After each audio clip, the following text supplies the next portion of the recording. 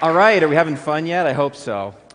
As a journalist and as a researcher, I've learned to appreciate the simple question, because the fact of the matter is simple questions rarely have simple answers.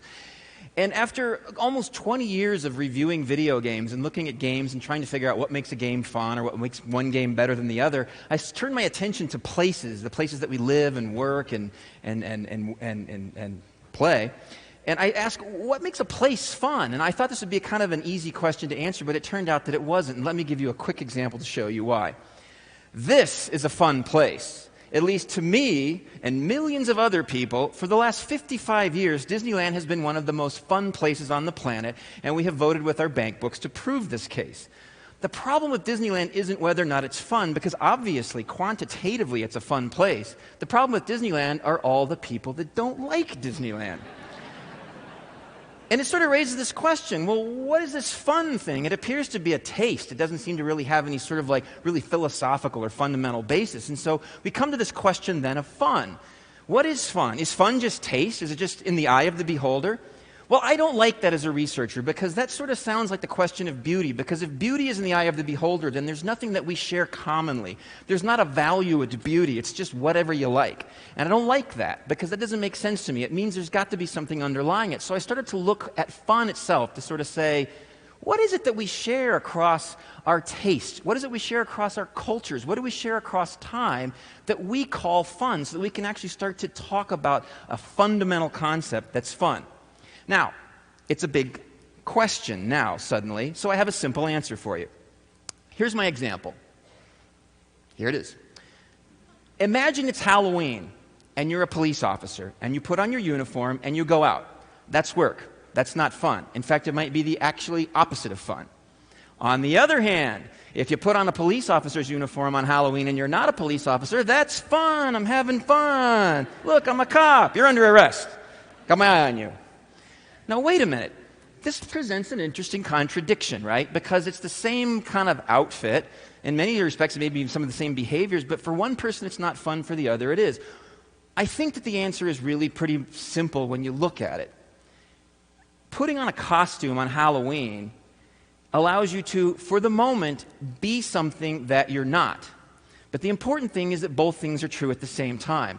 For that moment in time, you are both a police officer and not a police officer. And if you start to pretend that you really are a police officer, that's fraud, and you will end up in jail, and that's not fun.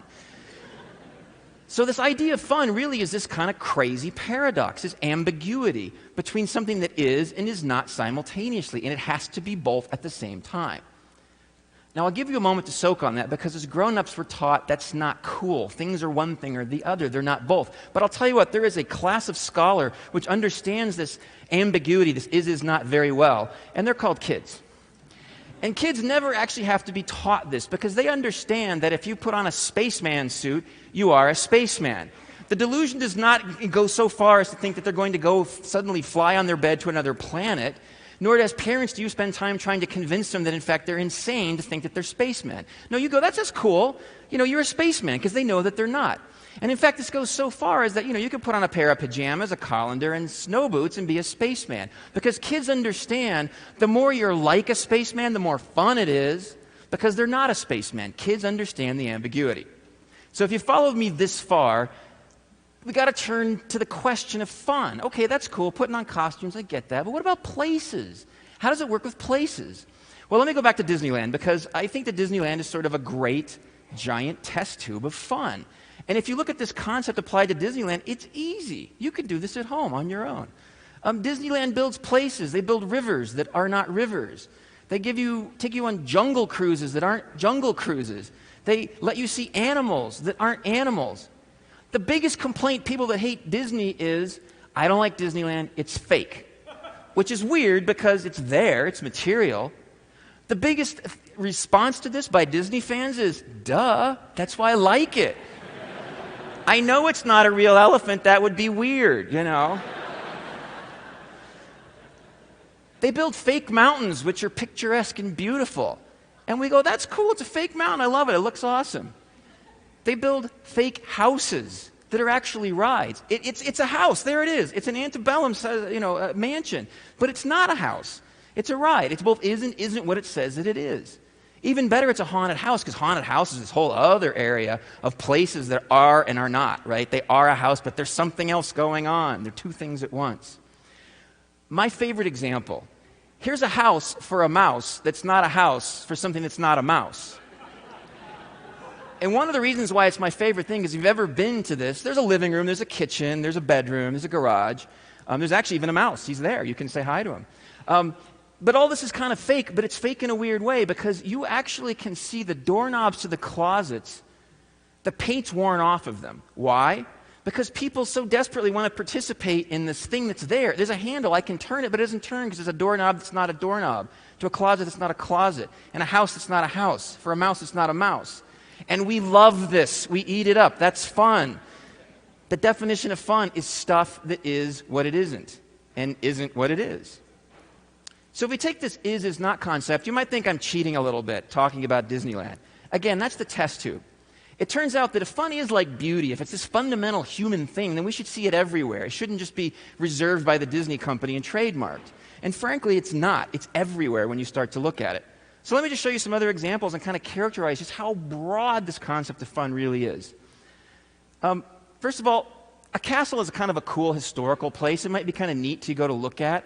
They're interesting. But a castle that's built in the middle of the woods in Colorado, this is Bishop's Castle in Rye, Colorado, not only is that weird, that's fun because it's a castle that's not a castle because it didn't protect anybody. It's a castle out of time and place. So it's not exactly what it says it is. It's there, it's built of stone, it's a castle, but it's at the same time not a castle. Or how about this? It's a deserted town in the Mojave Desert, Calico. There's a lot of these buildings. This building is built of bottles. And the standard response is always like, well, they used bottles because it was an available building material, which doesn't make any sense at all because the rest of the town wasn't built from bottles.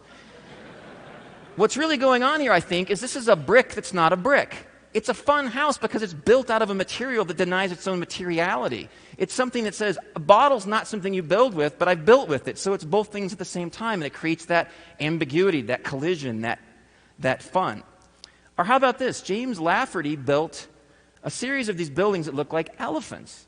Not only this, he's got a patent in the patent office. He built a hotel out of this. He thought this was the coolest idea, that it was like the best idea for building buildings, that somehow it was good for your health to build buildings that look like animals. But to us, it's like, well, it's cool because it's a building that's not a building. It's a building that's maybe a sculpture. It's a building that's an elephant. It's an elephant that's not an elephant. And that's just immediately fun. There's nothing about it that's not fun because it both is what it says it is and at the same time contradicts that and says it's not what it says it is. Or how about Burning Man? I'm sure we've got Burning Man people here.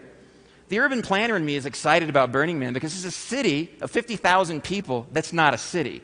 You know, for a long weekend, it acts kind of like a weird city, and then it's gone, which cities don't go away like overnight like that. You don't pack them up. And so part of the heart of Burning Man is a civilization that you can build temporarily, which feels permanent. It's an amazing situation. Or how about the City Museum in St. Louis? A museum where you can touch things. It's a museum without catalogs. It's a museum that's not a museum. Or how about this? In Stockholm, Sweden, they built stairs that if you walk up and down, they make piano sounds. And they did this to try to get people to stop using the escalator. And 66% more people started using the stairs instead of the escalator because it was more fun to walk on piano stairs, right? Because those are stairs that are not stairs. They get you up and they take you down, but they play music on the way. That's fun.